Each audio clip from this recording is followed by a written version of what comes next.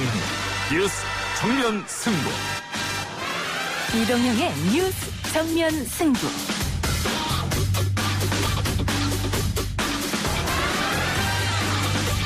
청취자 여러분 안녕하십니까, 이동형입니다.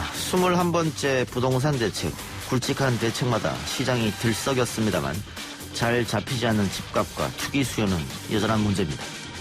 과열 지역의 투기 수요의 유입을 차단하기 위해 조정 대상 지역과 투기 과열 지구를 확대 지정하겠습니다. 최근 집값 상승이 지속되고 있는 경기, 인천, 대전, 청주 등 일부 지역을 제외한 전 지역을 조정 대상 지역으로 지정합니다. 최근 김포, 파주 등에도 투기 수요를 억제하기 위한 규제 이야기가 나왔지만 근본적인 분석부터 틀렸다는 지적이 경실련을 통해 제기됐습니다. 또 서울시 의회 의원들 5명이 약 81채의 집을 보유했으며 관련 상임위 소속이라는 점을 통해 분석과 실행 모두 틀렸다는 지적도 나왔는데요. 관련 내용 발표한 경실련 김성달 부동산 건설개혁본부 국장과 이야기 나눠보겠습니다. 사상 최악의 장기 미제 사건이었던 경기도 화성 일대 연쇄살인 사건이 34년 만에 마무리됐습니다. 1년간의 재수사를 벌여온 경찰은 이춘재가 14건의 살인과 9건의 강간을 저질렀다고 결론 내렸습니다. 영화 살인의 추억에서 나온 말처럼 미치도록 잡고 싶었던 범인, 이미 이춘재로 밝혀졌습니다. 그러나 범행 동기는 수사 중이었는데요.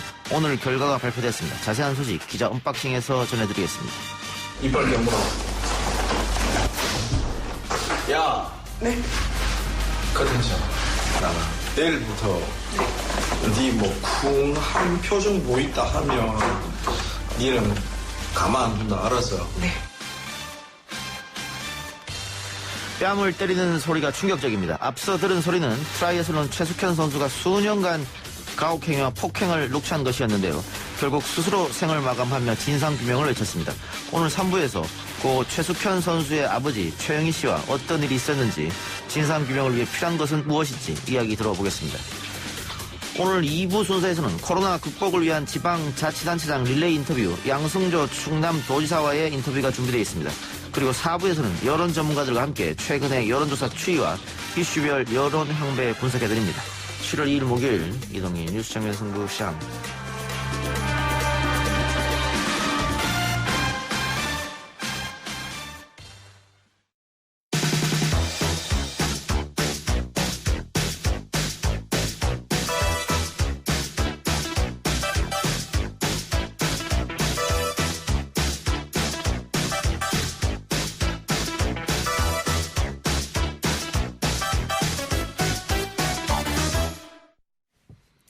부동산, 사전적 의미는 땅이나 건물 같은 재산을 의미합니다만 실제로는 가장 가치 있는 경제 수단으로 인식되고 있죠. 열광하는 사람들과 그로 인해 고통받는 사람들이 있습니다. 공공재 성격이 강하기 때문에 정부가 정책과 법률로 조정해야 하는데요. 쉽지 않아 보입니다. 게다가 지자체 의원이나 관련 정책을 담당하는 사람들 중 일부는 이런 규제와 대책에서 자유롭지 못하기도 합니다. 오늘 기자회견을 열어 관련 내용을 발표한 경실련 부동산 건설개혁본부 김성달 국장과 전화로 이야기 나누겠습니다. 국장님. 예, 안녕하세요. 예, 안녕하십니까. 먼저 오늘 오전 11시 기자회견 내용부터 여쭤보겠습니다. 기사 제목으로도 알려졌는데 서울시 의원 5명이 집 81채를 갖고 있다. 어떤 내용입니까? 예, 저희가 오늘 서울시 의원 110명의 부동산 재산을 조사해서 발표를 했습니다. 저희가 조사를 했더니 부동산 재산이 여전히 많았습니다. 특히 이제 상위 10분은 주택, 건물, 토지 등 평균 16건씩 보유하고 계셨고요. 신고 가액만 평균 53억 원이나 됩니다. 특히 이제 다주택자가 많습니다. 예. 전체 의원분들 중에 31%가 다주택자인데 이 중 특히 3주택 이상을 보유한 분들 중 상위 5위를 봤더니 평균 16채씩 소유하고 계신 걸로 나타났습니다. 예. 제일 많이 가지고 계신 분이 민주당 강대호 의원이신데요. 중랑구나 가평 등지에 다세대나 연립 등에서 총 30채를 보유하고 계셨습니다. 이 외에도 이정현 민주당 의원도 경기도, 군포시, 또 서울, 송파구 등 유지의 아파트나 다세대 등 24채를 보유하고 있었고요. 미래통합당 의원도 계셨습니다. 이석주 의원 같은 경우는 강남이나 강동구도 이제 이 강남 요지에만 11채를 보유한 것으로 나타났습니다. 예. 서울시 의원 5명이 81채를 갖고 있다. 평균 그럼 15채, 16채 이렇게 되는 건데요. 16채로. 예. 예, 그렇습니다. 근데 보니까 여당 의원 소속이 많네요. 예, 왜냐하면 서울시 의회나 지금 문재인 정부 이후에 지방선거나 선거에서 대부분이 민주당에서 당선이 돼서 서울시 의원들도 전체 110명 중에 대부분이 미래통합당 의원은 6분밖에 안 계시거든요. 106분이 다 민주당 의원입니다. 103명. 근데 청와대 비서실장이 고위 공직자들은 다주택자 한 채 빼고는 다 처분해라 이런 이야기를 했습니다. 물론 시의원들이 고위 공직자를 할 수는 없습니다만은 이게 집권 여당의 핵심 정책인 이 부동산 정책인데 이게 지금 한 사람도 이렇게 많이씩 갖고 있다고 하는 것은 이 정부의 정책과 완전 어긋나는 그런 행동이네요. 그렇죠. 그래서 지금 이 정부에서 계속 강조했던 게 다주택을 보유하고 있으면 투기다. 거기에 대해서 정부는 강하게 투기 근절하기 위해서 세제도 높이고 하는 정책들을 추진하겠다라는 정책을 계속 말씀해 오셨거든요. 예. 그런데 정작 그 정책을 추진하고 입안하고 하시는 자리에 계신 고위공직자분들, 광역단체 의원들도 1급 이상 고위 공직자로서 재산을 공개하고 계신 건데 막상 저희들이 국회도 들여다보고 또 청와대 참모들 들여다보고 또 이번에 서울시 의원도 들여다봤지만 부동산이 매우 많습니다. 매우 많고 다주택을 보유하신 분들이 많아서 이 분들이 사실은 정책도 만지시지만 한쪽에서는 이 정부에서의 집값 상승에 의한 수혜를 보신 거다 이렇게 얘기를 할 수 있고 그러려면 집값을 빼려는 노력들을 해주셨어야 되는데 사실 그러지 않았거든요. 예. 이분들이 혹시 관련 상임위 있는 겁니까? 어떻습니까? 네, 그것이 이제 더 심각한 문제라고 저희가 오늘 발표를 했는데요. 저희 조사한 걸 보니까 다주택자이거나 또는 부동산 부자인 의원들의 상당수 일부는 도시나 주택, 건설 등 이제 이 부동산과 밀접하게 연관된 상임위에서 활동하고 계셨습니다. 특히 앞서 말씀드린 30채를 보유하고 있는 민주당 강대 의원 또는 11채 보유한 미통당 이석주 의원 같은 분이 다 도시계획위원회 위원으로 활동하고 계셨고요. 또 11채 보유한 성험재 의원은 도시안전건설위원회 이렇게 3주택 이상 보유하신 분들이 총 9명인데 이분 중 4분은 다 부동산 관련 상임위에서 활동을 할 것으로 나타났습니다. 예, 그랬을 경우에 이 사람들이 어떤 정책을 내놓고 어떤 것을 들여다보겠느냐 이런 의문이 들 수밖에 없는데 자, 6.27 대책이 시행됐고 엄격하게 투기 수요를 막겠다고 했는데 실제로 김포나 파주 등에서 또 추가 조치도 예고돼 있습니다. 갑자기 또 뛰어가지고 말이죠. 근데 이번에 경실련에서 알맹이는 쏙 빠졌다 이렇게 말씀해 주셨는데요. 설명 좀 부탁드립니다. 네, 6.17 대책 발표하면서 21번째 대책을 발표했다. 근데 결과적으로 보면 문재인 정부 이후에 아파트값이 떨어지지 않았습니다. 한 채당 3억 원이 올랐는데 결국은 이게 정부의 정책이 사실은 투기를 더 부추긴 정책 아니었나 이렇게 의심할 수밖에 없고 이번 6.27도 다르지 않다고 보는 게 올 상반기에 코로나 사태가 장기화되면서 집값이 오르지 않았습니다. 오히려 강남 재건축 아파트 단지 같은 경우는 하락세도 나타나고 있었는데 언제 다시 상승했냐면 5월 이후로 상승했거든요. 이 상승 지점에 무엇이 있었냐면 정부가 집값도 오르지 않는데도 불구하고 용산 정비창 부지를 공급하겠다, 개발하겠다. 또 잠실 마일스 일대를 민자개발하겠다. 또 재개발 사업들에 대해서도 규제를 완화해서 어떻게든 사업이 추진될 수 있도록 정부가 뒷받쳐주겠다. 이러한 공급 확대책을 발표를 하신 이후에 집값이 뛴 겁니다.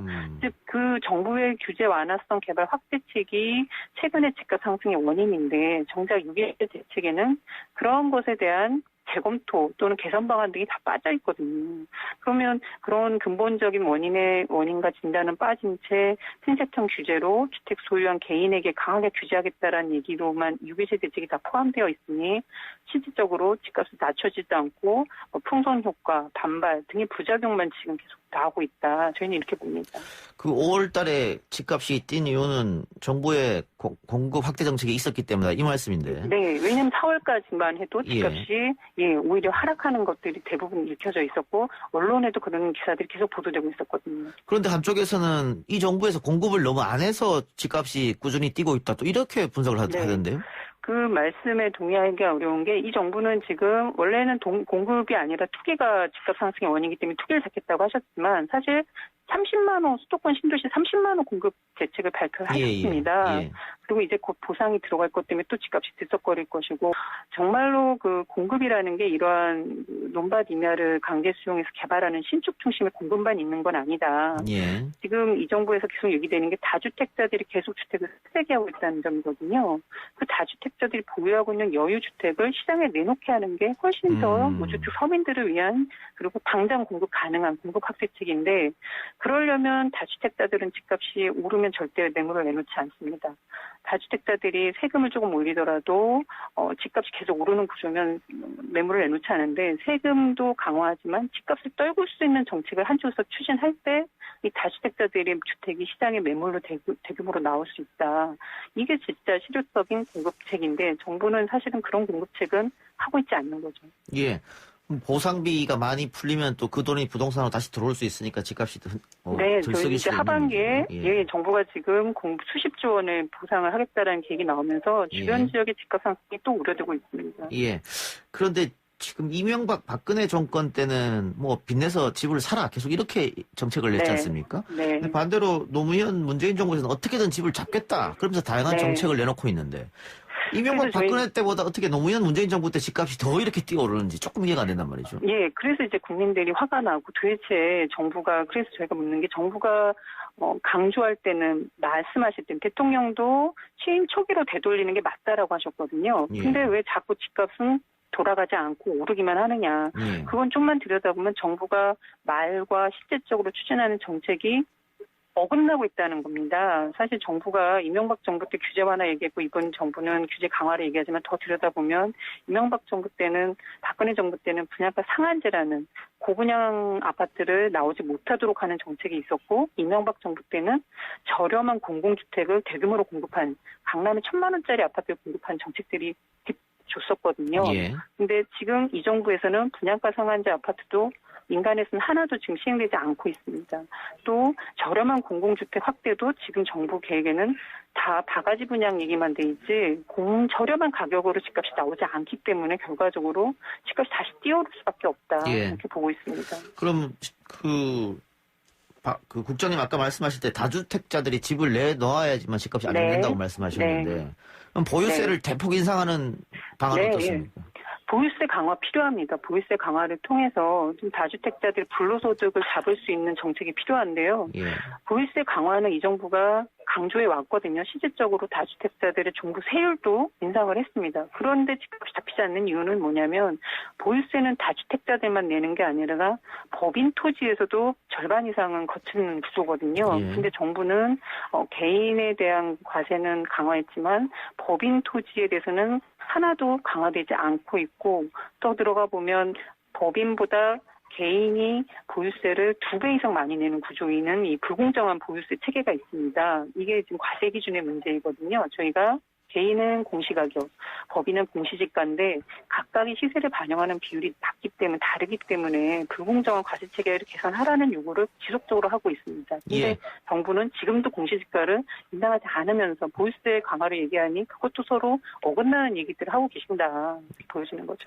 공시지가를 인상하면서 보유세도 더 강화해야 된다. 네, 그게 같이 일방향으로 가야 되는데 강화하신다고 하시면서 공시지가 인상 얘기로 하면은 그거는 계획 안에 지금 나오지 않고 있기 때문에 그건 법 개정 없이 정부 의지만 있으면 정확한 가격을 조사하는 거라서 가능하다.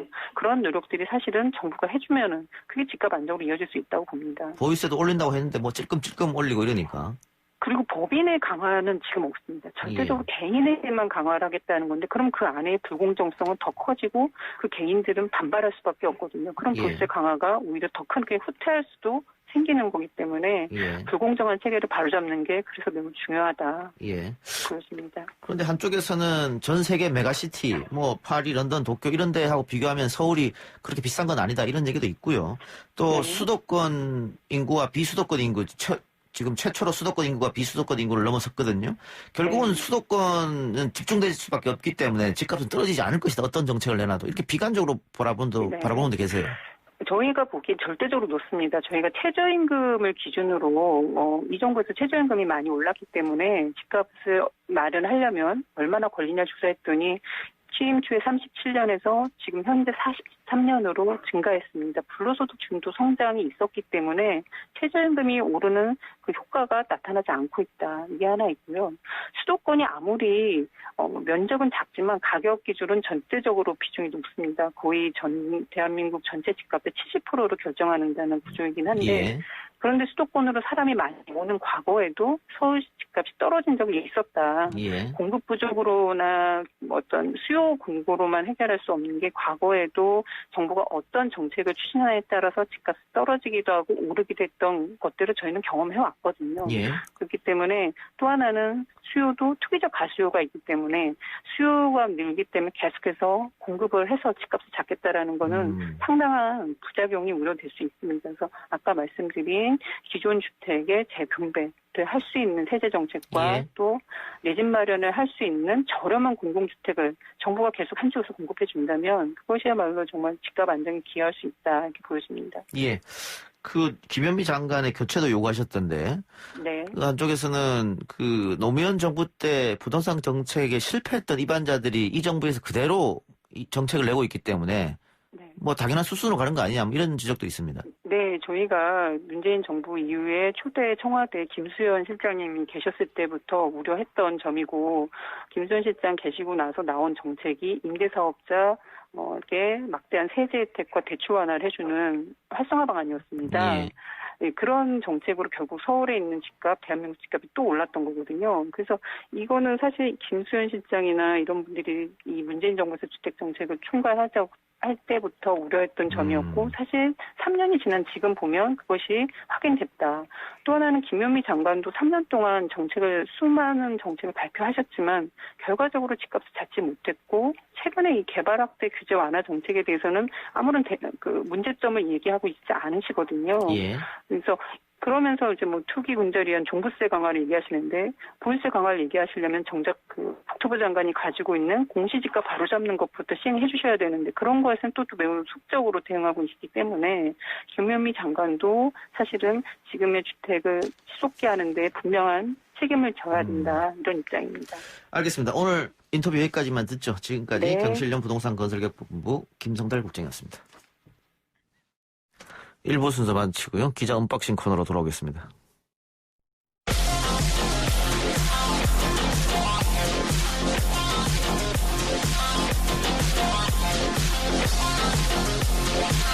오늘 나온 뉴스들 언박싱해드리는 기자 언박싱. 오늘은 오마이뉴스 박정우 기자 나왔습니다. 어서 오십시오. 네, 안녕하십니까? 코로나19 확산세가 다시 꿈틀거리고 있습니다. 네, 그렇습니다.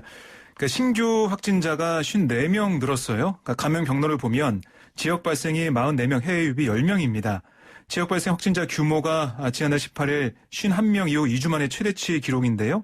이게 18일 이후로 두 차례 10명대가 있었어요. 하지만 수도권, 대전, 광주를 중심으로 확진자가 속출하면서 증가폭을 더해가는 양상입니다. 특히 신규 확진자를 보면 광주가 22명이고요. 그리고 서울이 13명, 경기도 5명, 충남 2명, 대구, 대전이 각 1명 등인데 이게 또 문제가 뭐냐면 신규 확진자 2주 동안 신규 확진자 647명 가운데 감염 경로를 알 수가 없는 이른바 깜깜이 확진자가 71명이에요. 그러니까 11%까지 올라간 겁니다. 그래서 당국은 너무나 지금 따라잡기가 힘들다. 집단 감염의 확산을 차단하는 게 시간과의 싸움이다. 그래서 자발적인 검사, 격리 조치, 역학조사에 좀 협조 좀 해달라라고 당부를 했습니다.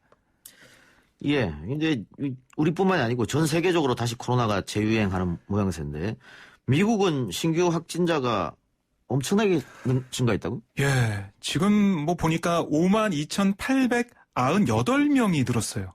하루에? 예. 하, 대단하네요. 그러니까 이게 보면은 그 전날이 42,528명이 증가했었으니까 10,000명 넘게 신규 확진자가 더 증가를 한 겁니다. 그러니까 이렇게 하루에 5만 명을 넘은 건 처음인데요, 미국에서. 그래서 이 누적 확진자가 268만 2,270명이 됐고요. 사망자는 706명이 증가해서 누적으로 128,028명으로 집계가 됐습니다. 그러니까 일부 주에서는 경제활동 재개를 중단하는 와중에도 확진자가 증가한 걸로 전해지고 있는데 이게 지난 5월에는 하루 10,000명까지 신규 확진자가 떨어졌습니다. 그런데 지난달부터 다시 급증하기 시작했는데 플로리다, 애리조나, 텍사스주 등 이렇게 봉쇄령을 먼저 풀었던 남부지역을 중심으로 그 감염이 확산하더니 이제는 미 전역으로 번지는 모습인데 섣부른 경제 재개에다가 인종차별 항의 시위가 전국적으로 퍼지면서 감염이 확산된 게 아니냐 이런 분석이 나오고 있고 또 우려가 되는 게 파우치 미 국립 알레르기 전염병 연구소장은 뭐라고 했냐면 현재 하루 4만 명 수준인데 이 신규 확진자 수가 1일 10만 명까지 올라갈 수 있다. 올라가도 놀랍지 않을 거다라고 경고하기도 했습니다. 그리고 일본에서도 이런 재확산 조짐이 나타나고 있는데요. 도쿄도에서 오늘 107명의 확진자가 발생했고요. 이를 기준으로 확진자가 100명을 넘기는 건 지난 5월 이후 2달 만입니다. 그러니까 이게 확진자 수가 한 자릿수까지 줄었지만 지난 5월 25일 긴급사태 선언이 풀린 다음에는 다시 오름세를 보이고 있습니다. 예, 이렇게 된 병상 확보도 쉽지 않을 것처럼 보이는데 걱정이 커지고 있습니다. 네. 국회 이야기 해보죠. 미래통합당이 다음 주쯤 의사일정 복귀를 한다고 하는데 예. 3차 추경 처리는 불참하는 거네요? 그렇습니다. 그러니까 통합당 조영 원내대표가 오늘 기자들과 만나서 다음 주 월요일 국회로 복귀하느냐 이런 기자들의 질문에 그쯤이 될 텐데 구체적 날짜는 상황을 봐가며 정하겠다라고 답을 했습니다. 그러니까 내일로 예정된 본회의에서 3차 추경이 체결되고 나서 다시 소집될 그러니까 7월 임시국회에 등원하겠다 이런 의미로 풀이가 되고요. 그러니까 17개 상임위원장 선출을 위해 각 상임위에 강제 배정된 의원들은 사보임을 통해서 재배치할 것으로 보이고요. 그러니까 이 사람 좀 이상하죠. 그러니까 명분이 있어야 복귀하는 거 아니냐. 너무 늦은 거 아니냐 이런 지적이 나오고 있는데 여기에 대해서 김종인 비대위원장 뭐라고 했냐면 민주당이 상임위원장을 독식할 수밖에 없는 상황이 됐다. 이제는 야당의 기능을 다하겠다고 했기 때문에 특별한 명분을 얘기할 필요는 없다라고 얘기를 했습니다. 예. 이렇게 될 것 같으면은 그 11대 7로 네. 썼으면 어땠을까라는 생각도 드네요. 결국은 미래통합당을 하도 얻지 못했지 않습니까? 그렇습니다. 장제원 통합당 의원이 SNS에 올렸잖아요. 빈손으로 들어갈 수밖에 없다라고 했는데, 그러니까 이 합의를 할 수 있는 상황에서 못하고 또 개성 공동연락사무소 폭파나 이런 여러 가지 국회로 들어갈 수 있는 상황에서 들어가지 못하는 것들 이런 것들은 두고두고 실체적으로 아마 지적될 것으로 보입니다. 알겠습니다. 오늘 추미애 법무부 장관이 윤석열 검찰총장을 상대로 이른바 검언 유착 사건에 대한 수사 지휘권을 발동했습니다. 네, 추 장관은 결단을 예고한 데 이어서 수사의 적절성을 따지는 전문수사 자문단 소집 절차 중단과 서울중앙지검 수사팀에 대한 독립성 보장을 지휘했는데요. 검찰청법에 보면 법무부 장관은 검찰 사무의 최고 감독자로서 일반적으로 검사를 지휘, 감독하고 구체적 사건에 대해서는 검찰총장만을 지휘, 감독한다라고 규정이 되어 있습니다. 예. 이 법에 근거해서 추 장관이 수사팀의 반대에도 전문 자문단 소집을 강행하던 윤 총장의 행보에 제동을 건 걸로 보이는데요. 반면 일각에서는 준사법기관인 검찰의 독립성을 보장하는 게 민주주의 기본 원리인데 이렇게 정치적인 사안의 지휘권을 발동하는 건 검찰 수사의 중립성, 독립성을 심각하게 훼손하는 행위다라는 비판도 하고 있고요. 물론 이게 적절한 행위고 조치고 지시다 이런 주장도 나오고 있습니다.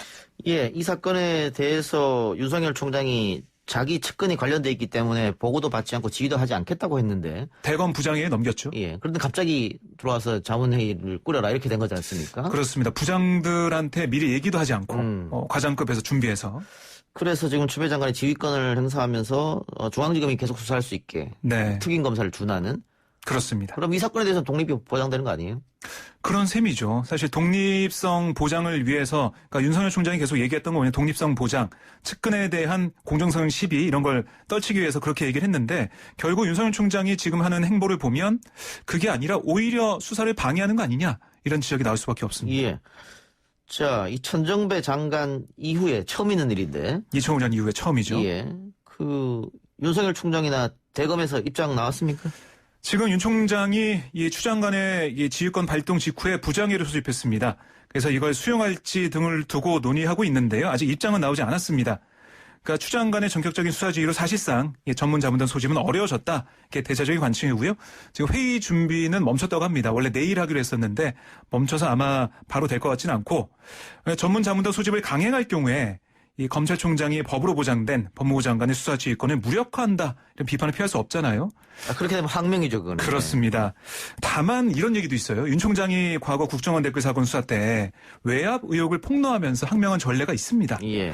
그래서 이번에도 추 장관의 수사 지휘가 부당하다고 보고 거부할 가능성도 있지 않냐 이런 관측도 나오고 있는데 이번에는 총장이기 때문에 쉽지 않아 보입니다.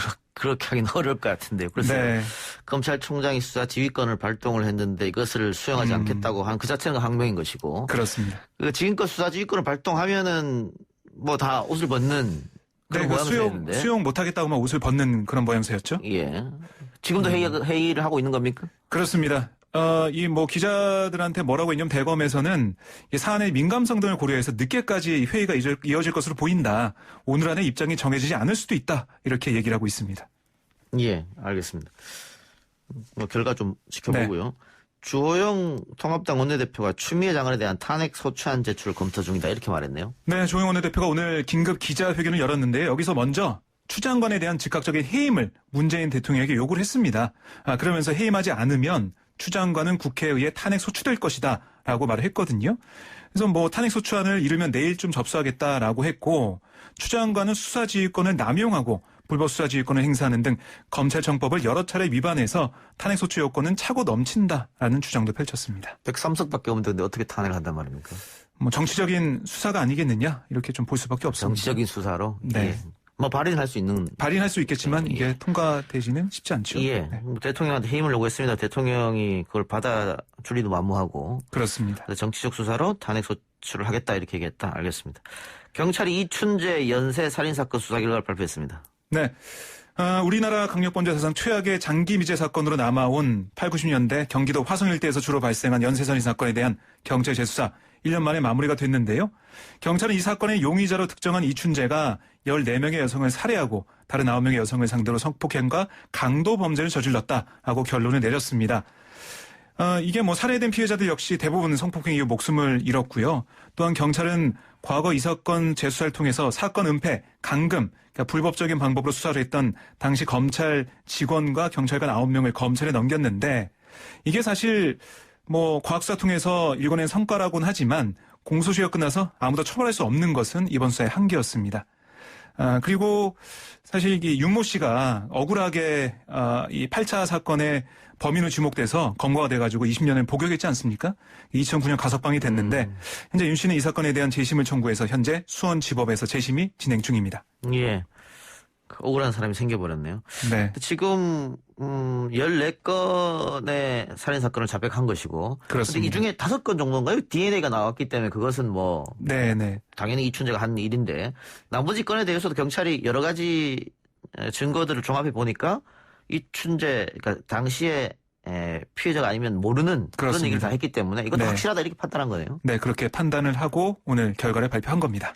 예. 왜 이런 범행을 저질렀나 그런 것도 오늘 나왔습니까? 그러니까 경찰 얘기를 들어보면 이춘재가 이 범행을 저지른 동기에 대해 별다른 진술하지 않았다고 합니다. 하지만 경찰은 그 이춘재의 내재한 욕구 불만의 표출, 그리고 어렸을 때 동생이 사고로 사망한 데 대한 충격 등이 복합적으로 작용해서 범행한 것으로 판단을 했는데요. 조사를 마무리한 다음에 우리가 경찰이 이렇게 판단했다라고 얘기를 해주니까 본인도 그런 것 같다라고 했다고 해요. 하지만 본인 입으로 이게 동기인 것 같다라고는 얘기를 하지 않았습니다. 그리고 사이코패스 진단검사 결과 65에서 85% 일치한 것으로 나와서요. 사이코패스 성향이 뚜렷한 것으로 종합평가됐습니다. 하나만 더 보죠. 홍콩 보안법에 따르면 홍콩 경찰은 행정장관의 승인을 받은 후에 국가 안보를 위협하는 것으로 여겨지는 피의자에 대해 도청, 감시, 미행 등을 할 수 있고 홍콩을 떠나지 못하도록 여권을 제출할 것을 명령할 수도 있는데 네. 외국인도 처벌 예상이라고요? 그렇습니다. 홍콩 보안법이 시행됨에 따라서 경찰청 내에 보안 관련 사건을 전담하는 국가안전처가 설치돼 업무를 시작했는데요. 그 신설된 홍콩 보안법에는 홍콩 시민뿐 아니라 영주권이 없는 홍콩 거주인, 그러니까 그 외국인도 홍콩 내부를 막론하고 보안법을 위반하면 처벌할 수 있도록 규정돼 있다고 보도가 됐습니다. 또한 경찰은 국가안보를 위협하는 피의자에 대한 도청과 감시를 행정장관의 승인만으로 할 수 있게 됐는데요. 그러니까 뭐 여기는 이제 무소불위의 권력을 경찰이 갖게 되는 셈이죠.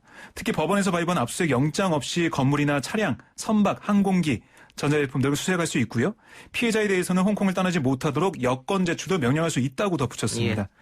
우리 군사 정권 때의 그 국가보안법 이게 코에 걸면 코걸이, 귀에 걸면 귀걸이로 악용이 됐었던 적이 많았는데 그렇습니다. 홍콩 보안법도 그럴 가능성도 있겠다 그런 생각이 듭니다. 예, 지금 그래서 뭐 망명을 하겠다는 사람도 계속 나오고 있고요. 국제금융 중枢인지로서 홍콩의 위상이 영향받을 거다라는 관측이 나오고 있습니다. 알겠습니다. 기자 언박싱 여기까지 하죠. 지금까지 박정우 기자였습니다. 네, 고맙습니다.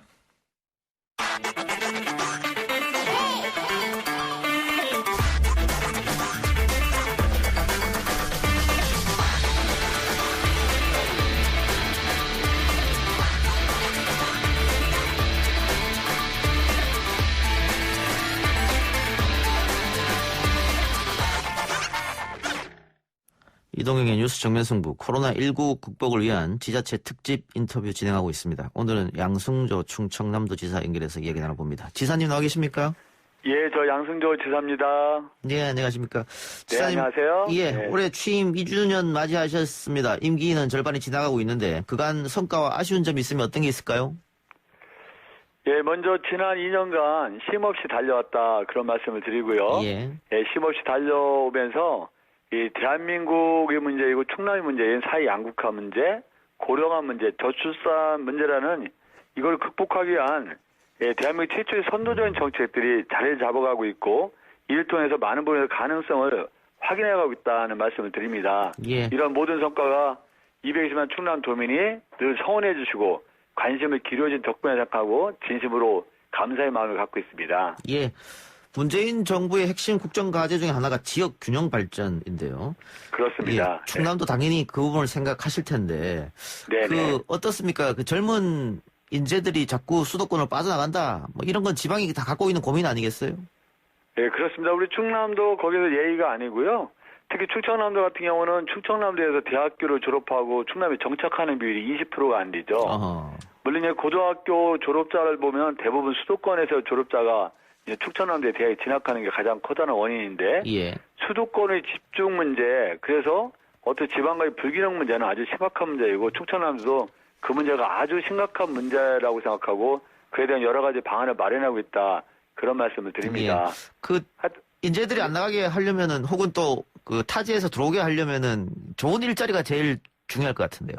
그렇습니다. 말씀대로 일단 그 지역 인재 청년들의 유출을 막기 위해서는 좋은 일자리를 창출해서는 기업이 창업되고 또 많은 기업들이 이전해 오는 게 아니겠습니까? 예.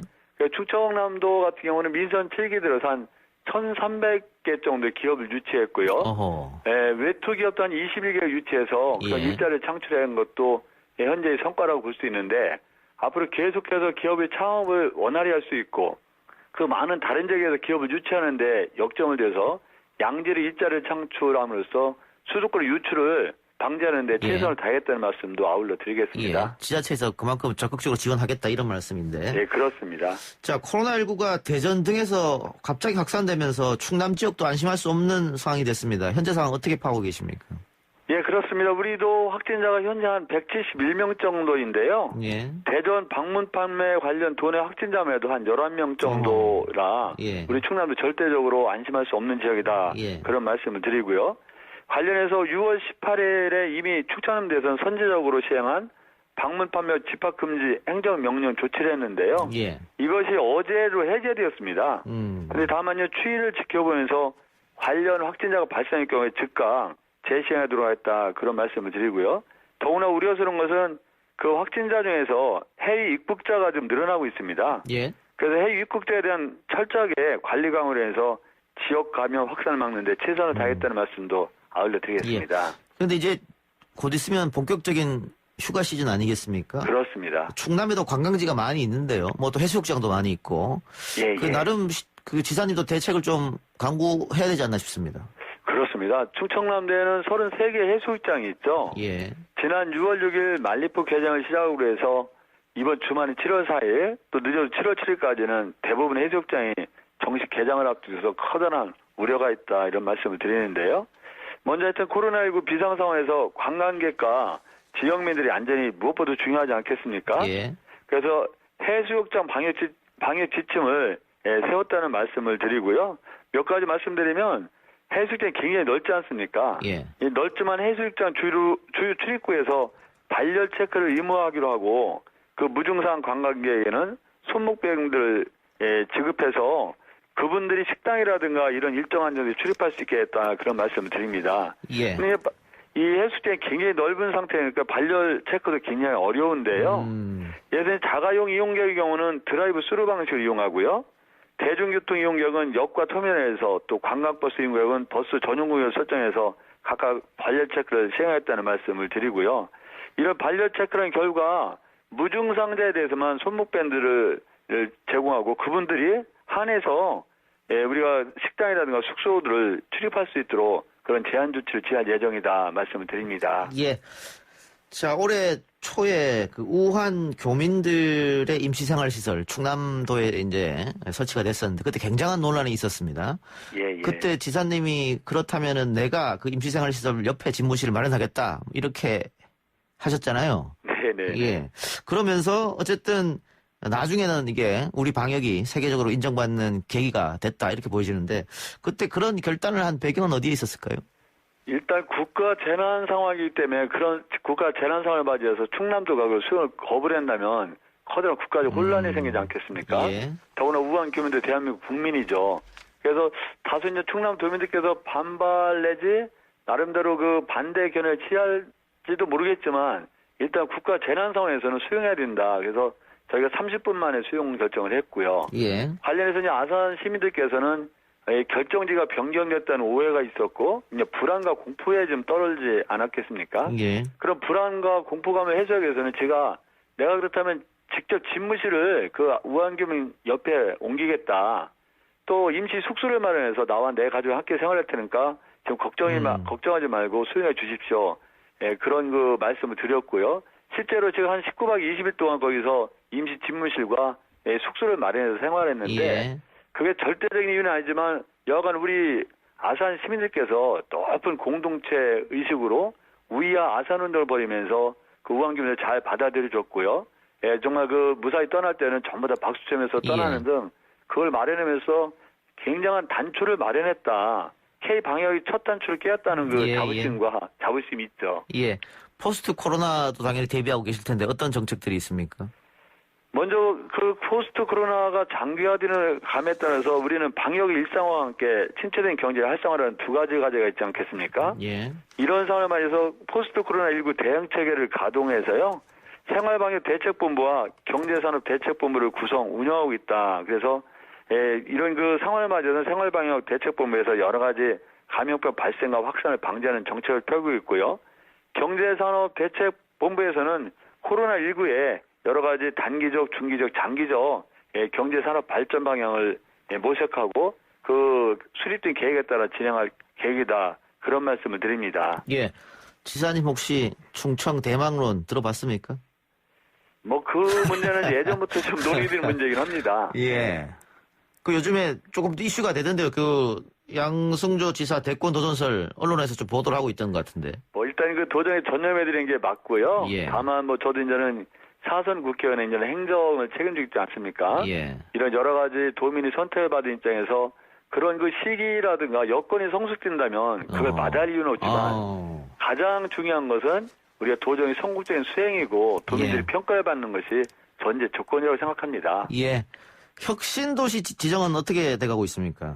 일단 그 혁신도시 지정의 근거가 되는 국가균형발전 특별법 개정안이 7월 8일 날부터 시행이 됩니다. 예. 이제 효력을 발생하는 건데 그래서 충청남도는 가장 먼저 선행적으로 할 것이 그 법에 따른 혁신도시 지정을 받는 겁니다.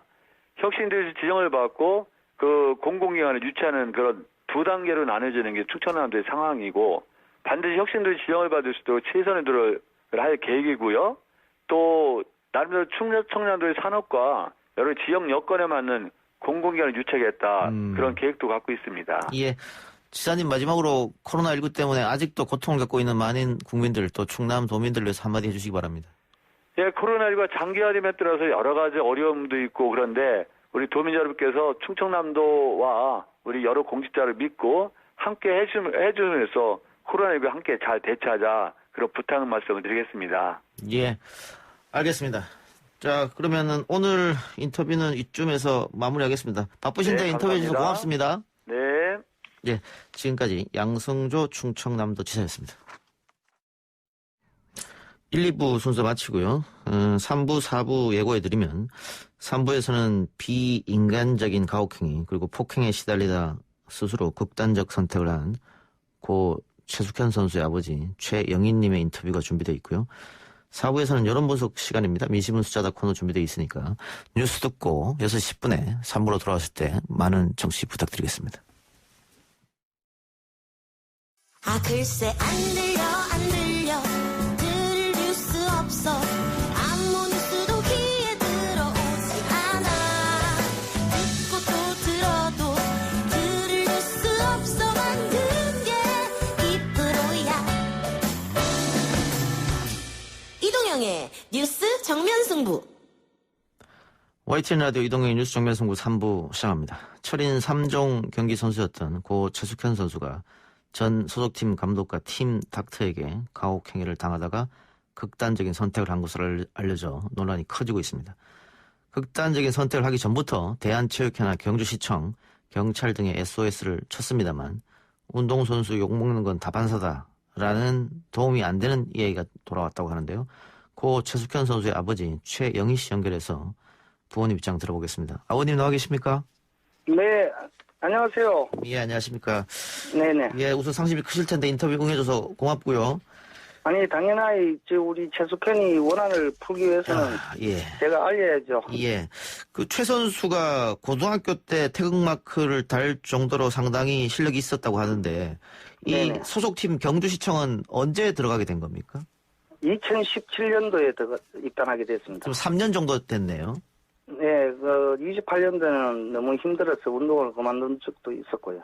아, 2018년도는 너무 힘들어서 그만뒀다가 네, 다시 복귀한 겁니까? 가혹행위하고 폭행 이런 거에 대해서 너무 실망이 커가지고 운동이 더 이상 이 팀에서는 못 하겠다 그러면서 이제 그만두게 되었습니다. 그 당시 그러면 부모님들도 이런 가혹행위가 있었던 걸 알고 계셨었습니까? 2017년도부터 알게 되었죠. 예. 사실 2015년도하고 16년도 경북 최고 시절에도 뉴질랜드 훈련은 경주시청하고 같이 합류해서 받고 있었습니다. 예. 따님이 직접 그런 부모님한테 이야기한 거였어요? 2017년도에 뉴질랜드 훈련 갔을 때 아빠 너무 힘들어 나 운동 그만할 거야 하면서 문자도 오고 뭐 통화도 하고 이런 적이 있었습니다. 예. 다시 복귀한 이유는 어디에 있습니까? 1년을 쉬고 또 감독님이 감독이 이제 편하게 체중 관리라든가 이런 거에 대해서 편하게 운동할 수 있도록 할 테니까 한 번 더 해보자 그랬어. 또 숙현이도 이제 내가 1년 쉬었으니까 팀 분위기도 안 바뀌었겠나 싶어서 안심하고 들어갔었습니다. 그런데 녹취록이나 이런 거 보니까는 역시 체중 문제로 상당히 최 선수를 괴롭히는 게 여전히 나오던데요. 네네. 사실 진짜 일기장도 있는데 일기장 한 초중반까지는 상당히 긍정적으로 생활도 잘하고 예. 운동도 열심히 해서 체중도 많이 빼고 또 아주 긍정적인 마인드로 다시 한번 열심히 해서 훌륭한 선수가 되어보겠다는 그런 다짐의 글이 많았습니다. 그러면은 결국은 약속이 지켜지지 않은 거네요. 그게 아니고 장윤정하고 김동환이라는 팀 동료 선배가 국가대표 미국 전지훈련 갔다가 뉴질랜드 장으로 합류하고부터 이제 그때부터 서서히 이제 선배들이 가혹행위와 감독, 팀 닥터들의 폭행과 이런 게 일상화되는 것 같습니다. 그 선배들이 합류하면서 그런 일이 다시 재촉 예, 장윤정하고 김동환이가 합류하면서 예, 그때 체중 때문에 그런 것도 그때 일어난 일이고 구타도 그때 일어난 일이고 그렇습니다. 예. 그 팀 동료와 팀 닥터가 주로 가해를 했던데 혹시 아니요. 팀 닥터뿐 아니고 감독뿐 아니고 장윤정, 김도환 이런 애들이 강호킹이가 일상적으로 엄청나게 심하게 했는 걸로 그래 이야기를 예. 하고 있습니다. 뭐 폭언, 폭행 뭐 이렇게 벌어졌어요. 예, 폭언, 폭행은 뭐 일상이고 예. 뭐 나중에 일기장이 공개될 수도 있겠지만은 그 일기장에 진짜 충격적인 그런 글들이 너무 많습니다. 예. 네. 그 혹시 사건이 일어나고 그 가해자들하고 만나 보신 적은 있으십니까? 아니면 뭐 없습니다. 없고 예. 뭐 감독은 뭐 해외하기 저 선수 팀 동료들 뭐 증거 인멸 하기에 급급했습니다. 만나비 추기식이나 그래 했다는 증언도 제가 들었고 아무도 그 내한테 연락 온 게 없고 특히 뭐 하기 전에 내가 먼저 김 감독한테 내가 이제는 뭐 이래 고소할 테니까 그래 알고 있으라 그러니까 내한테 안심 좀 봐달라는 식의 그런 카톡 글은 몇 번 왔었습니다. 한 서너 번. 그리고 예. 그 이후로는 내가 응답이 없자 거의 연락이 없었고 이제 다른 팀 그 옛날에 숙현이와 같이 운동했던 동료들한테 뭐 카톡이나 뭐 전화로 해갖고 많이 그 해유나 뭐 증거인멸의 그런 정황이 많이 있었습니다. 예. 네네. 그 사건 전에 대한체육회나 경주시청 측에도 도움을 요청했다고 하던데 이거는 최 선수가 직접 한 겁니까? 아니 아버지는 제가 했죠. 아하, 제가 그때 경주시청에 예. 진정을 넣으러 갔었습니다. 예. 그때 그 숙현이가 당했던 그런 모든 이야기를 하고 경주시청 차원에서 징계를 하든지 뭐 해달라고 먼저 경주시청에 찾아갔죠. 예. 그런데 이제 찾아가서 이야기 그 당시에 과장인지는 모르겠지만은 뭐 알겠습니다 그러면서 내일이라도 김 감독한테 전화해가지고 뭐 잘못이 있으면 당장 귀국시켜서 뭐 트라이슬론 팀을 해체하면 되니까 걱정 마세요 하고 저는 뭐 그 말만 믿고 집에 왔는데 한 10일에서 보름 사이에도 연락이 없어서 제가 새로 전화를 했죠. 그때 예. 뭐 김차석 아니 이름은 돼서 안 되지만 그 팀장인 분이 영감을 하나 줘서 제가 전화를 했었습니다. 예. 예, 전화를 했는데 그래 지금 김 감독님 뭐 지금 김 감독하고 내가 진정된 거에 대해서 지금 어떻게 조치를 하고 있느냐 하니까 그 사람이 하는 말이 돈을 경주시청에서 2-3천만 원 들여갖고 전지훈련을 보냈는데 그러면 지금 뭐 귀국시킬까요? 이 카더라고요. 그래서 내가 그러면은 감독이라도 귀국시켜서 진상조사를 해야 되는 거 아니냐 하니까 예. 감독이 없으면은 훈련이 어떻게 됩니까? 이 카더라고요. 예, 그러면은 뭐 제가 그러면 검찰에 고소장을 내도 되겠습니까? 하니까. 예. 네, 그렇게 하세요. 뭐 저한테 더 이상 말도 없고 그렇게 하세요. 이 말 한마디를 하고 끝이더라고요. 예. 뭐 한번 올 때까지 기다려보라든가 이런 말 한마디 없었고 그래서 그러면 좋다. 뭐 내일이라도 고소장 준비해서 고소장 접수합니다. 이렇게 하고 고소장을 접수하게 되었어요. 예. 이게 네. 문제가 생기면 팀을 해체하면 된다. 돈 많이 예. 과정인지 모르겠지만은 알겠습니다. 그분이 그때 조사해보면 알지만은 그 과장 한 분하고 팀장 한 분하고 옆에서 기록하는 여자 직원 한 분하고 저하고 서 있었습니다. 그때 예. 내가 녹취를 좀 해야 되겠는데 녹취를 해도 되겠냐 그러니까 과장이라는 분이 녹취는 안 됩니다. 이런 식으로 이야기를 해서 녹취는 못했습니다.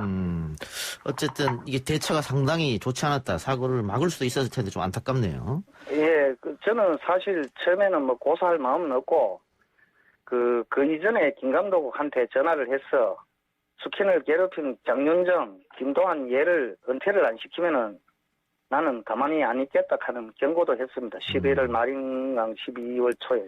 예.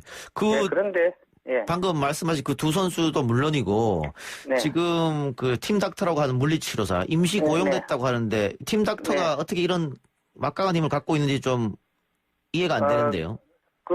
지금 트라이슬론 다른 팀에서는 팀 닥터를 운영하는 팀이 없습니다. 예. 유일하게 경주에는 팀 닥터를 감독이 고용을 해서 그 모든 경비를 선수들이 부담하는 그런 체제로 운영되고 있는 것 같더라고요. 알겠습니다. 예. 네. 성인이 돼서도 이렇게 많은 네. 폭언과 가혹행위 구타가 있었는데 학교 다닐 때도 있지 않았습니까? 고3 때도 전진을 갔을 때 고소장 점수하면서 그때 그 얘기는 그때 처음 알았습니다. 그 빵을 20만 원치 그때 빵을 몰래 사 먹다가 걸려서 그런지 빵을 20만 원치 사가지고 3명이서 어린 선수들 3명이서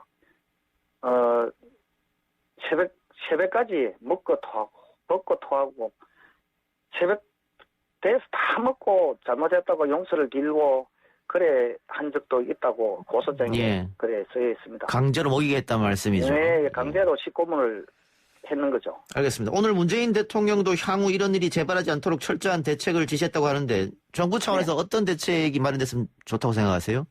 정부 차원에서 이용 국회의원께서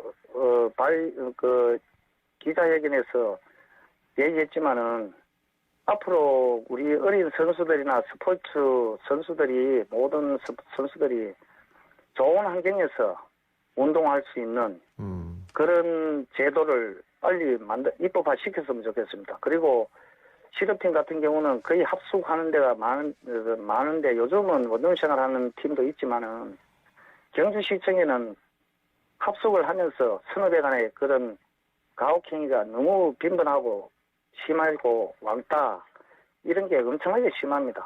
그래서 앞으로는 선수들 실업 선수들이 개인 생활 훈련할 때는 같이 하지만은 저녁 생활은 혼자 편안한 생활을 할 수 있는 그런 토대를 만드는 그런 법이 꼭 필요하다고 생각합니다. 알겠습니다. 최숙현 선수가 아버님한테 어떤 따님으로 기억되고 있습니까? 저는 숙현이하고 찍은 가족 사진도 하나 없고, 예. 같이 한번 해외여행 한번 간 적도 없고, 지금 그냥 운동한다고 1년 해봐야 집에 몇 번 오도 안 했습니다. 경주시청 소속일 때는. 예. 그때는 진짜 지금 생각해보니까 집에 가면은 많이 먹고 체중을 늘려서 오는지 하여튼 집에 오는 경우가 별로 없었어요. 예. 예, 그래서 제가 같이 한 시간이 너무 없는 게 지금 제가 제일 후회되고 안타깝고 그렇습니다. 알겠습니다. 아버님 마음 잘 추스려 주시고요. 오늘 인터뷰 고맙습니다. 네, 감사합니다. 수고하세요. 예, 고맙습니다. 지금까지 네. 고 최숙현 선수의 아버지 최영희 씨였습니다. 인터뷰 중에 나온 이야기는 대구지검에서 아직 수사가 진행 중인 사안이고요. 피해자 측의 입장임을 다시 한번 밝혀드리고요. 관련해서 반론 인터뷰를 요청할 경우에 적극 인터뷰를 진행할 계획임을 알려드리겠습니다.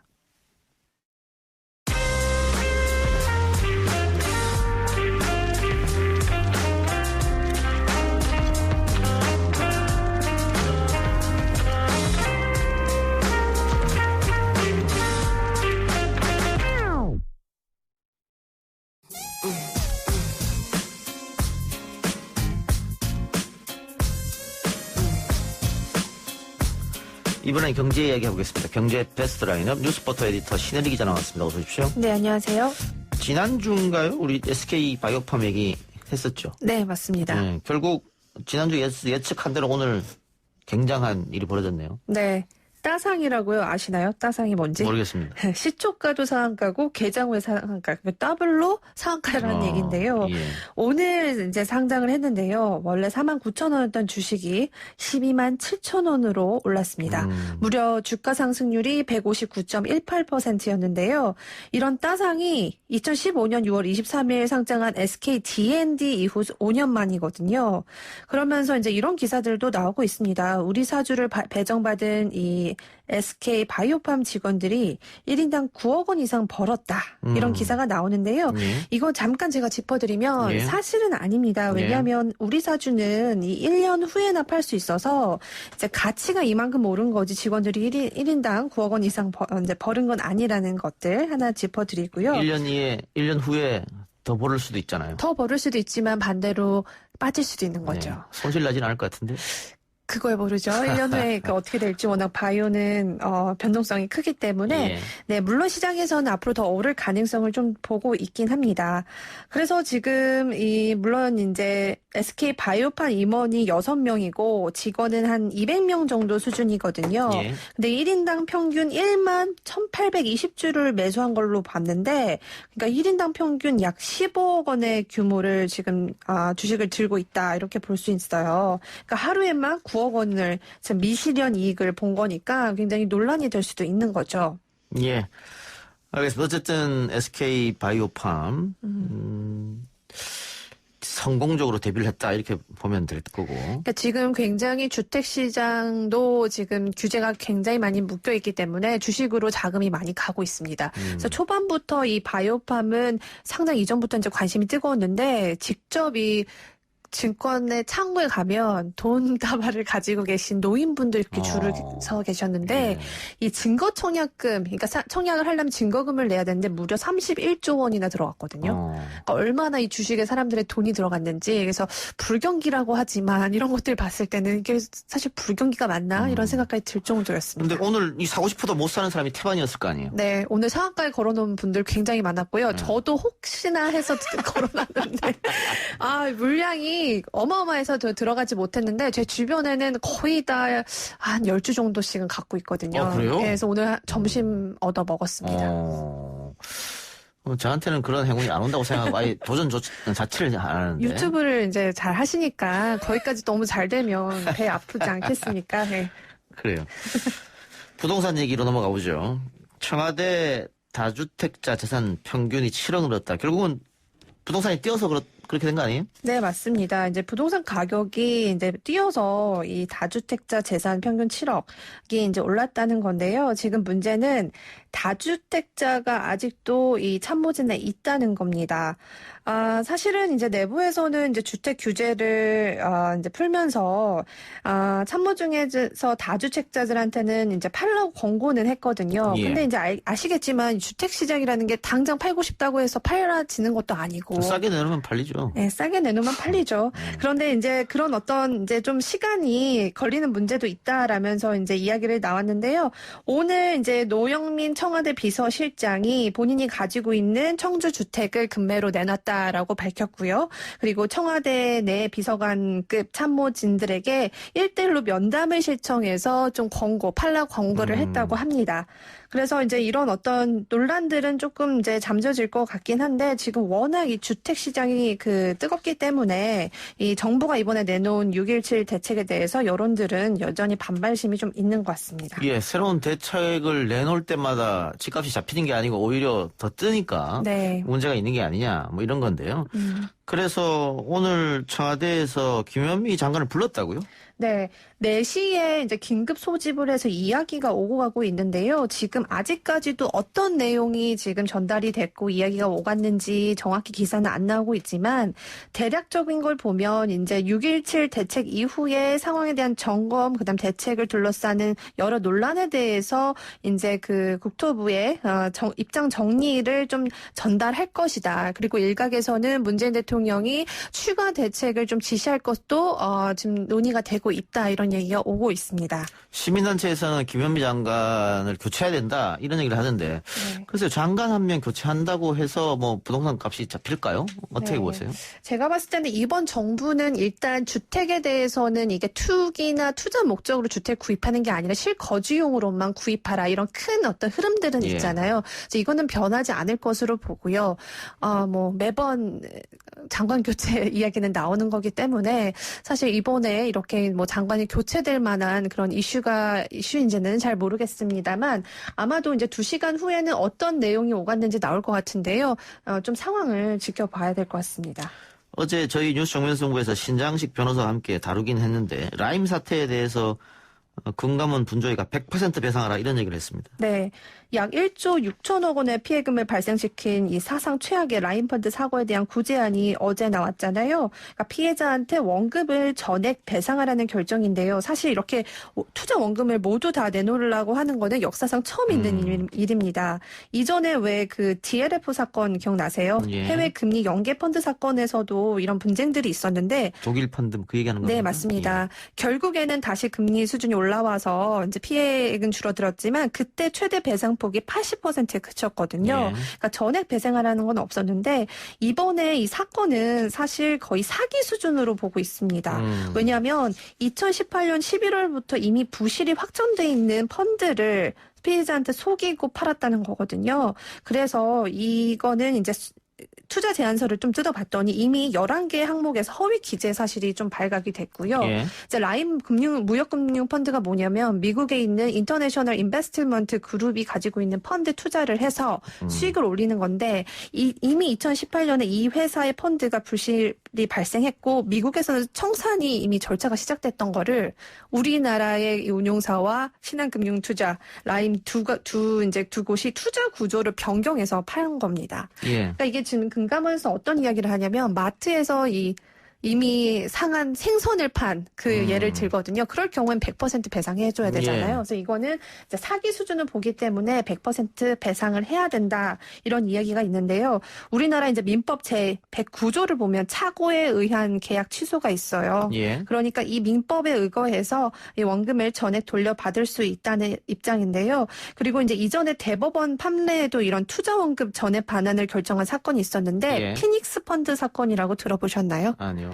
항공기 신규 노선 운항 수익을 좀 배분하는 그런 펀드였는데 거기에서는 이제 신규 노선 인하가 완료로 기재를 됐지만 이 신규 노선이 아니라 비정규 노선으로 들어간 부분이 있어서 이때도 비슷한 이제 결정이 됐습니다. 투자 원금 전액을 반환하는 그런 결정이 있어서 사실 이걸 놓고 금감원의 이 분쟁 조정 결과를 과연 금융사들이 받아들일지 이 이슈는 아직도 남아 있습니다. 예. 어쨌든 이런 사기 행각에 시중은행도 관여했다. 그래서 네. 충격적이었는데. 네. 뭐 관련자들은 지금 어쨌든 구속된 상태니까요. 네. 100% 보상, 배보상 있어야 될 거라고 보고. 재난지원금 효과가 없었다. 물가가 오히려 하락했다. 고깃값만 올렸다. 이런 기사가 나왔습니다. 네. 사실 많습니까? 이게 사실 반은 사실이고 반은 사실이 아닙니다. 예. 그러니까 전 세계적으로 보면 지금 물가가 사실 오르기 굉장히 힘든 상황이거든요. 그런데 이제 이번 6월 소비자 물가 상승률을 보니까 0%였어요. 예. 한마디로 물가가 오르지도 않고 떨어지지도 않았다라는 건데요. 그동안 그 코로나 이후에 물가가 오히려 하락세였거든요. 예. 그러니까 오히려 하락세가 한 달 만에 멈췄다 이렇게 보는 게 맞습니다. 이게 이제 이유가 뭐냐면 국제 유가가 바닥을 쳤잖아요. 예. 근데 이제 최근에 다시 오름세를 보이고 있었고 또 재난지원금이 풀리면서 이 효과가 일부 나타났는데요. 그러니까 이제 그런 저물가 현상은 사실 이 세계적으로 지금 이어지고 있기 때문에 여기서 우리나라만 단독으로 벗어나기는 어렵거든요. 그래서 일부 언론사들은 고깃값만 높였다, 지원 재난금 전혀 효과 없었다 이렇게 비판은 하지만 사실 그것보다는 그 재난지원금으로 하락세가 이제 물가 하락세가 좀 멈췄고 그리고 소매 판매는 오히려 늘었습니다. 예. 그러니까 소매 판매를 보면 이게 지금 소매 판매가 이제 약 5.3% 정도 증가가 됐거든요. 예. 그러니까 사람들이 계속 그 물건들을 사고 고기를 사고 이런 소비는 일어났다는 건데 다만 물가가 크게 오르지 않았다고 해서 이게 지원금 효과가 없다라고 보는 거는 좀 맞지 않는 그런 분석으로 보입니다. 예. 알겠습니다. 오늘 경제 베스트 라인업 여기까지 듣죠. 신혜리 기자였습니다. 네, 감사합니다. 3부 순서 마치고요. 4부 민심은 숫자다 코너로 돌아오겠습니다.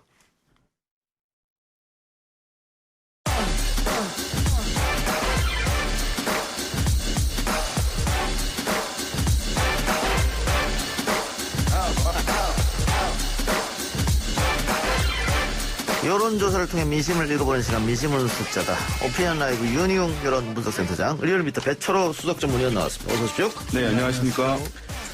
자, 먼저 대통령 국정 수행 지지율부터 살펴볼까요? 50% 아래로 내려갔군요. 네, 그렇습니다. 지난 주간 대비 3.9%포인트 하락한 긍정평가 49.4%, 부정평가는 지난주 대비 3.4%포인트 상승한 46.1%. 이렇게 각 나왔습니다. 예, 특히 30대에서 국정 지지도 낙폭이 컸는데 20대에도 떨어졌고 이거는 최근에 뭐 인천국제공항 사태 뭐 이런 논란 때문입니까? 그렇죠. 아무래도 지난주 이번 조사에 가장 영향을 미쳤던 요인은 뭐 인천국제공항 사태 그리고 또 부동산 문제를 언급하지 않을 수가 없는데요. 아, 그 정책을 내놨는데 더 뛰었다 뭐 이런 거죠? 그렇죠. 예. 또 이제 정책을 냈음에도 불구하고 청와대 참모들 다주택자 여전히 있더라. 거기에서 좀 이른바 좀 열받았죠. 화가 나고.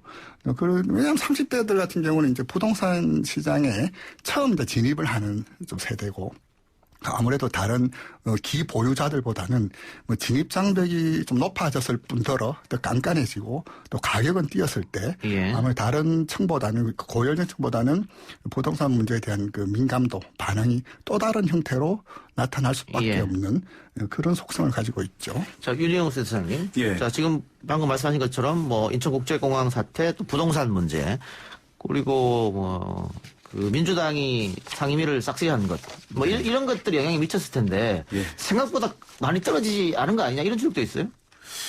일단은 뭐 사실은 이제 과거에 보면 40% 뭐 정도 나왔을 때도 이전 정권에서의 대통령들의 국정수행 평가에 긍정평가 비율이 높은 편이다라고 얘기를 했던 상황인데 지금 이제 49% 정도면은 이제 그거보다는 사실 높은 것이기 때문에 이것도 사실 수치상으로 봤을 때 절대적으로는 낮은 수치는 아니라고 할 수는 있을 텐데요. 지난주 비해서는 어쨌든 이제 뭐 말씀하신 대로 4%포인트 가량 이제 하락한 것이긴 한데요. 뭐 대규모 이제 악재들이 있던 상황이었으니까 그거에 비해서는 어쨌든 하락폭이 좀 적은 것 아니냐라고 할 수 있을 텐데 그럼에도 불구하고 전체적인 추세는 좀 하락하는 추세가 있는 것이고 또 부정평가는 또 올라가는 추세가 있으니까 이것이 이제 아직 종결된 부분은 아니라는 점 그리고 이제 어쨌든 현 정부의 열성 지지층들에서는 어쨌든 아직 그 관심 갖고 방어하려고 하는 심리도 일정 부분 이제 작용한 것이라고 할 수 있을 텐데요. 지금 어쨌든 그래도 이제 좀 부정적인 영향이 좀 컸다고 할 수 있을 텐데요. 지금 보면은 이제 부동산 같은 문제 말씀하셨는데 이것이 직접적으로 긍정평가로 이제 이어지기 좀 어려운 특성이 있습니다. 뭐냐 하면 부동산 규제를 하게 되면 집을 보유한 자가 소유자들 같은 경우에는 나의 집값이 올라가고 있었는데 규제로 인해서 집값 상승이 멈췄다라고 하게 되는 또는 이제 상승폭이 둔화됐다라고 하는데 불만이 직접적으로 발생할 수 있는 것이거든요. 그러니까 집이 없는 사람들 같은 경우에는 이제 대출을 받기 어려워진 상황이고 그런 상황에서 이제 내 집 마련의 꿈이 좀 멀어졌다라고 하는 것에 대한 불만들. 그래서 부동산 규제 정책을 내놓게 되면 사실은 긍정적으로 평가하는 층 자체가 존재하지 않는 그런 이제 특성을 보이게 되면서 부정적으로 영향을 미칠 수밖에 없는 점이 있겠고요. 젊은 층 같은 경우는 이제 인천국제공항 말씀하셨는데 이제 20대들 또 젊은 층 같은 경우에는 우리가 공정 얘기를 많이 하는데요. 이것을 바라보는 이제 시각이 기성세대와 좀 다른 것 같습니다. 뭐냐하면 기성세대에서는 결과의 공정성을 이제 주로 얘기를 하는 것입니다. 그러니까 지난번 남북 단일팀, 아이스하키 단일팀을 얘기할 때 남북 평화, 남북 화해 협력을 위해서 단일팀 만들면 좋은 것 아니냐라고 얘기하는 결과에서의 공정성을 좋게 평가하는 것인데 그러나 요즘의 젊은 세대들 같은 경우는 결과에서의 공정한 것보다는 그 과정과 절차에서 공정해야지만 전체가 공정하다라고 본다는 분석이 좀 있어요. 그래서 그 기회를 공정하게 부여되어야지 그 과정에서 공정한 경쟁으로 이루어져야지 하는 이제 좀 더 기성세대보다 엄격한 공정 잣대를 갖고 있어서 뭐 여러 가지 이제 잘못된 정보로 인해서 확산된 측면도 있습니다만은 그런 부분에서 젊은 층이 약간 이번에 인천국제공항 정규직화 하는 데 있어서 부정적인 인식이 좀 발생하지 않았나 분석해 볼 수 있겠습니다. 알겠습니다. 방금 이야기한 대통령 국정수행 평가는요. 리얼미터가 TBS 의뢰로 6월 29일부터 7월 1일까지 전국 18세 이상 유권자 1,507명을 조사한 거 응답률은 3.9%, 무선 전화 면접 10%, 무선 70%, 유선 20%, 자동 응답 혼용 방식, 신뢰 수준 95%에 표본오차 플러스 마이너스 2.5%포인트. 자세한 내용은 리얼미터나 중앙선거 여론조사심의위원회 홈페이지 참조하시면 되고요. 인천국제공항 이야기 나왔으니까 관련해서 리얼미터가 공공기관 정규직 전환 관련 공감도도 조사하셨죠? 네, 그렇습니다. 그거 설명해 주시죠. 먼저 조사 개요부터 말씀드리겠습니다. 2020년 6월 26일 전국 18세 이상 성인 남녀 500명을 대상으로 했고요. 무선 80%, 유선 20% 혼용, 자동응답 방식으로 했고 표본 오차는 플러스 95% 신뢰 수준에서 플러스 마이너스 4.4%포인트입니다. 결과를 말씀드리자면은 정규직 전환을 보류해야 된다는 의견이 45.0%, 정규직 전환을 추진해야 된다가 40.2%, 모르겠다 44.8% 이렇게 각 나타났습니다. 뭐 어느 한쪽으로 치우쳐졌다 이렇게 볼 수는 없네요. 네, 그렇죠. 지금 이제 이것이 이제 저희도 흥미로웠던 것이 보통 이게 20대에서 좀 민감하게 반영하지 않을까 싶었는데 예. 세대 균열보다는 세대 간 응답에 크게 갈리기보다는 이렇게 직업 균열에서 좀 크게 나타난 점이 좀 흥미로운 사실이었습니다. 예. 이제 20대 학생보다는 노동직 무직에서 오히려 정규직 전환 보류를 해야 된다. 즉 인천국제공항 사태 정규직 전환에 대해서 더 민감하게 20대 학생들보다 노동직 무직층에서 더 민감하게 받아들인다는 것이 좀 흥미로운데요. 이 문제가 이제 정규직 여부는 뭐 20대 물론 그 청와대 게시판을 달구면서 20대 취준생들이 좀 민감하게 받아들이고 그쪽에서 좀 큰 소리가 나오고 있지만은 예. 20대 취준생들의 문제가 아니라 30대 마찬가지고 역시 자녀를 두고 있는 50대 이상에서도 지금 한국 사회에서 직업의 문제, 예. 취직의 문제는 말 그대로 여야와 계층 구분 없는 문제이기 때문에 이와 관련해서는 굳이 20대의 문제 혹은 취준생의 문제만 아니더라. 특정 세대 문제는 아니다 이 말씀이네요. 그렇죠. 그렇게 좀 예. 나타났습니다. 지금 보니까 20대에서는 오히려 정규직 전환 보류를 공감하는 게 55.9 그렇게 크진 않다. 그렇죠. 전체로 봤을 때는 전체 예. 평균 비율에서 아주 뭐 월등히 높은 차별적인 예. 물론 상대적으로 다른 연령대보다는 높은 것은 사실입니다만은 사회적 보이스라든지 어떤 언론에서 회자되고 있는 그런 규모보다는 조금 작게 나타났다. 예. 이렇게 말씀드릴 예. 수가 있습니다. 이 조사 결과를 보게 되면 정규직 전환을 추진해야 된다. 정규직 전환을 보류해야 된다. 이 응답이 비슷하게 나온 결과잖아요. 그러니까 우리 국민들이 사실 이 사안을 보고 굉장히 이제 마음이 복잡한다는 것을 볼 수가 있을 것 같아요. 뭐냐면 우리가 오랫동안 한국 사회의 문제점이었던 노동의 안정성, 직업의 안정성 문제를 해치는 비정규직 문제를 해결해야 된다. 그래서 비정규직을 정규직화해야 한다는 것이 매우 이제 중요한 이제 과제로 제시되어 왔던 것이 불과 몇 년 전이거든요. 그런 상황이어서 당연히 어쨌든 정규직 전환하는 것에 대해서 이제 찬성하는 비율이 상당히 이제 높을 수밖에 없는 상황인데 어쨌든 이제 그런 뭐 젊은 층들 또는 이제 약간 취약계층들의 직업을 가지고 있지만 비정규직으로 취약한 부분들 이런 부분에서 이제 어떤 층이 기회를 상실하게 될 것인가에 대한 걱정, 우려 이런 것도 이제 같이 표명이 되는 것이기 때문에 이 팽팽하게 이 결과가 나왔다는 것은 어쨌든 그런 복잡한 우리 국민들의 심경을 보여주는 것이라고 할 수 있겠고 그래서 이 문제를 어쨌든 사회적 논의를 좀 풍성하게 해서 어떤 방향들을 좀 잡고 그래서 계속 이런 것이 문제가 될 수밖에 없는 것이기 때문에 좀 합의를 이루어서 좀 방향성을 잡는 것이 필요한 그런 시점이 아닌가 생각됩니다. 예, 국민적 합의 쉽지는 않죠 다만. 네, 그렇습니다. 예, 정당 지도는 뭐 미래통합당은 조금 올랐고 민주당은 빠졌는데 이건 아까 얘기했던 뭐 우리가 몇 가지 악재들이 겹쳤기 때문에 이런 일이 벌어졌는데 관련해서 이 민주당이 국회 상임위원장을 단독 선출하는 거에 대해서 여론조사 이게 6월 17일 여론조사가 있고 7월 2일 여론조사가 있는데 결과는 좀 뒤바뀌게 나왔더라고요. 액면 결과만 놓고 보자면 이번 조사가 잘못한 일이 50.7, 잘한 일 38.5.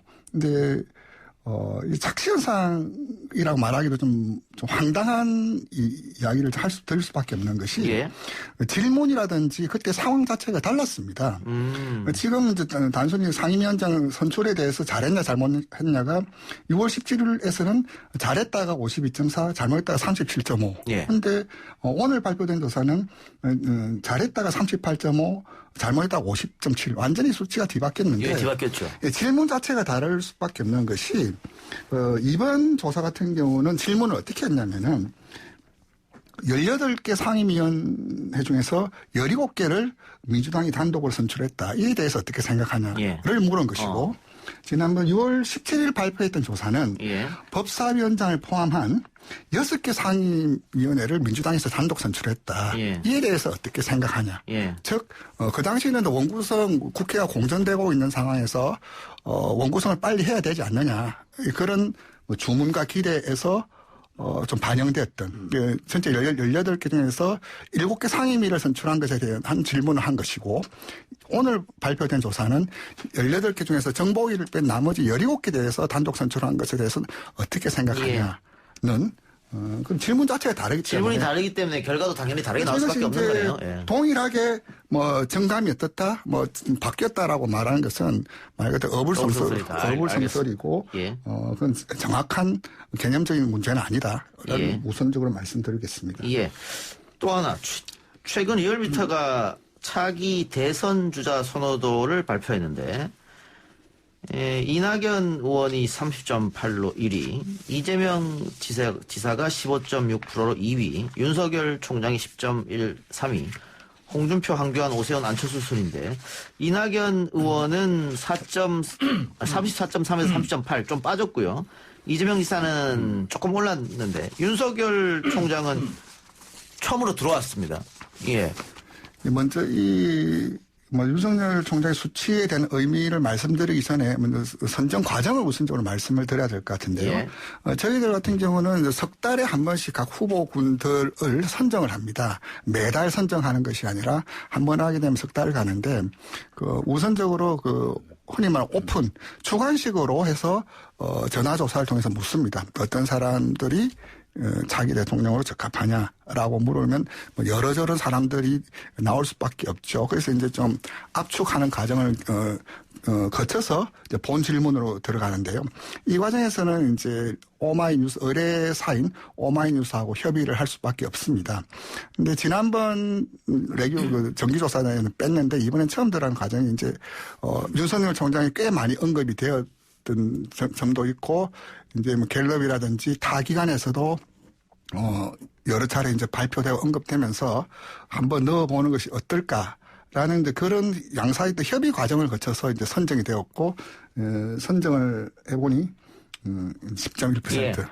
그렇게 그러니까 나왔습니다. 의뢰사인 오마이뉴스와 협의를 해서 이 윤석열 총장이 주관식으로 물어봤을 때 많이 답변이 왔기 때문에 넣어보자 이렇게 해서 넣었다는 건데 그렇죠. 지금 이렇게 얘기가 나오는 게 윤석열 총장 본인이 빼달라고 얘기를 했단 말이죠. 계속해서 빼달라고 그랬기 때문에 왜 넣었냐 리얼미터에서 뭐 이런 이야기 많아서 아마 지금 그런 답변 하신 것 같은데 보수의 주자가 안 보이기 때문에 윤석열 총장이 두 자릿수를 얻을 수도 있었다 이렇게 분석할 분도 많이 계세요. 네, 맞습니다. 지금 일단은 야권 지지층에서는 이제 야권 지지층의 유력한 대권 주자로 보는 인식은 그 메커니즘이 현재 권력과 대척점에 서 있는 인물에 대해서 차기 대권 주자로 받아들이는 수용도가 높아지는 경향들을 과거에도 많이 보여왔어요. 그러니까 지금 이제 문재인 대통령 또는 현 정부와 가장 각을 세우는 인물은 야당 내에 있는 정치인들이라기보다는 이제 윤석열 총장이 이제 그런 이미지를 갖고 있는 것이기 때문에 이제 다른 주자들도 상당히 이제 뭐 신선하거나 대중성이 이제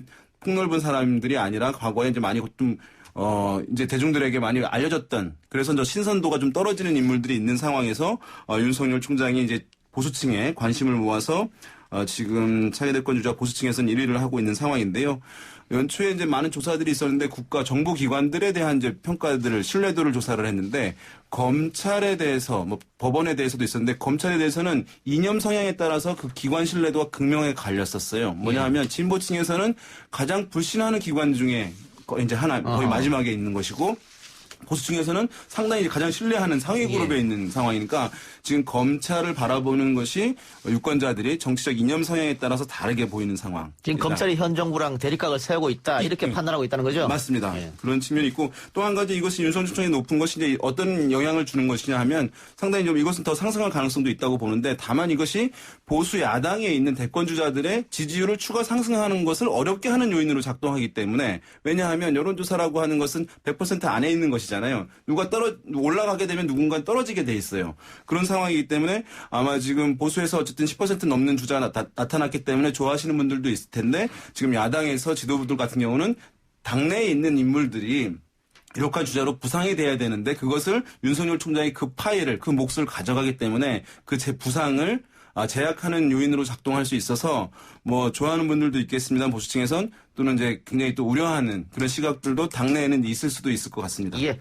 방금 한 거 조사 결과 좀 말씀해 주시죠. 예, 그 오마이뉴스 의뢰로 조사를 했고요. 6월 16일 예. 조사 결과 이따 다시 그러면 설명해 드리려 하고 지금 대립각을 세고 있기 때문에 올라가는 거 아니겠어요? 그렇죠. 예. 그런데 오늘 추미애 장관이 수사지휘권을 발동했습니다만은 네. 이 받아들일지 안 받아들일지 받아들이고 자리에서 물러날지 안 물러날지 앞으로 계속 대립각이잖아요. 그러면 더 올라갈 가능성도 있겠습니다만 네. 총장직에서 물러났을 때 네. 거품이 빠지면서 빠질 수도 있다. 이런 얘기가 있단 말이죠. 그렇죠. 이제 총장이 아니게 되면 이제 현 정부가 대립각을 세울 수 있는 이제 그런 자리에 있지 않기 때문에 왜냐하면 총장이 정치인이 아니게 되면 또 목소리를 낼 수 있는 기회들이 제약될 수밖에 없는 것이니까. 예. 그래서 이제 불확실성이 있는 상황이고 다만 이제 야권의 이제 유력한 대권 주자들이 지금 충분하지 않은 상황이기 때문에 야권에서 만약에 검찰총장직을 이후에 뭐 이제 야당의 이제 후보로 이렇게 수용할지 여부에 따라서 예. 뭐 그런 윤석열 총장의 이후의 지지의 안정성 또는 지속성 여부는 영향을 받지 않을까 생각됩니다. 예, 알겠습니다. 찾으셨습니까? 못 찾으셨군요. 네. 자, 두 분 말씀 여기까지만 듣겠습니다. 오늘 수고하셨습니다. 네, 감사합니다. 네, 감사합니다. 4부에 언급된 여론조사 개요 설명드리겠습니다. 오마이뉴스가 리얼미터에 의뢰해서 조사한 것이고요. 22일부터 26일까지 전국 18세 이상 성인 남녀 2,537명을 대상으로 조사했습니다. 무선 10%, 전화 면접 및 무선 70%, 유선 20%, 자동응답 혼용 방식이었고요. 표본오차 95%에 신뢰수준 플러스 마이너스 1.9%포인트였습니다. 자세한 내용은 중앙선거 여론조사 심의위원회 홈페이지에서 확인하시고요. 저는 물러가고 내일 다시 돌아오겠습니다. 들어주신 여러분 대단히 감사합니다.